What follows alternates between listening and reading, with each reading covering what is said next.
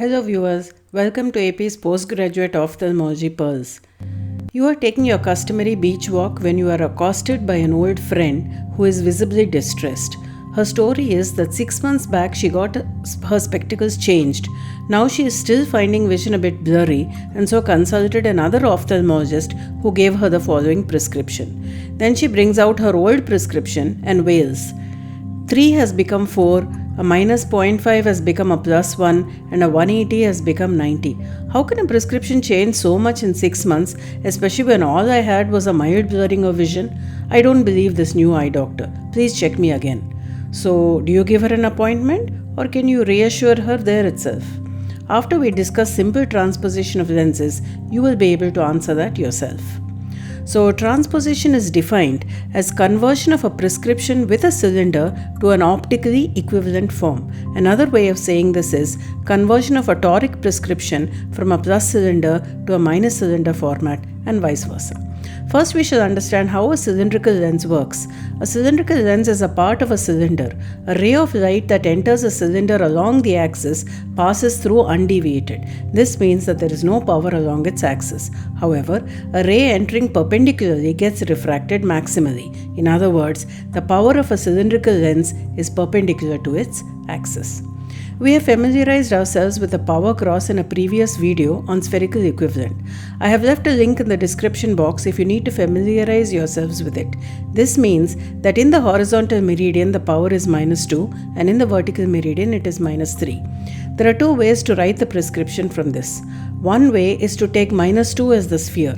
Now we require minus 3 in the vertical meridian. Since minus 2 is already there, we need only an extra minus 1 in the vertical meridian. Since in a cylindrical lens, the power is perpendicular to its axis, we need a cylindrical lens of power minus 1 with its axis at 180 in order for this power to be effective in the vertical meridian.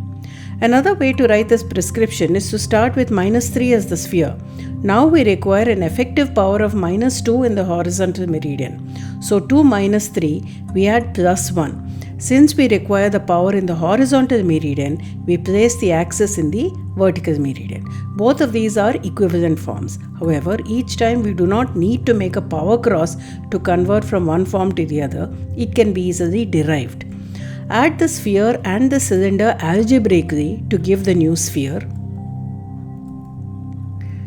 Copy the power of the cylinder as is but change the sign and rotate the cylinder through 90 degrees. That's it. Transposition is complete. Now it is easy to rotate the cylinder through 90 degrees when the axis is either 90 or 180. But what if it is something else? Here is an easy formula.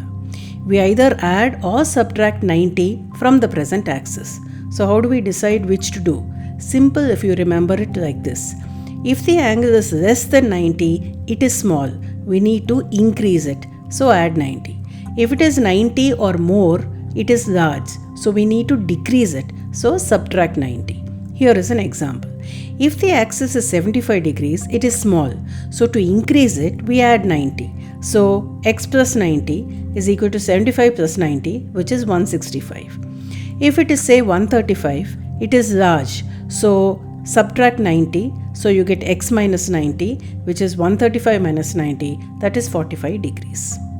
So if you take our initial prescription, the new one is in a plus cylinder format and the older one is in a minus cylinder format. Let us convert the new one to a minus cylinder format by transposition. So adding the sphere and cylinder gives us the new sphere. Copying the power of the cylinder with the opposite sign gives us the new cylinder. And rotating the axis through 90 degrees gives us this final new format.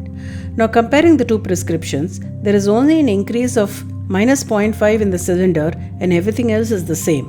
You don't have to reschedule an appointment for her. You can reassure her. So why do we need to know about transposition? To compare the present refraction with the previous prescription, as we have just seen. To maintain the axes of the cylinders of the two eyes in approximately the same direction. Because contact lenses in refractive surgery use minus cylinder, it is important to be familiar with both forms and to know how to convert between the two and to keep the lenses as light as possible. So that's it for today. If you like what you saw, subscribe to my channel and hit the bell icon to never miss an update from AP's Ophthalmology Pearls. You may watch my other videos by clicking on the thumbnails. Please leave a note in the comment section if you wish for any particular topic to be covered in future. Look forward to weekly updates. Thank you for watching.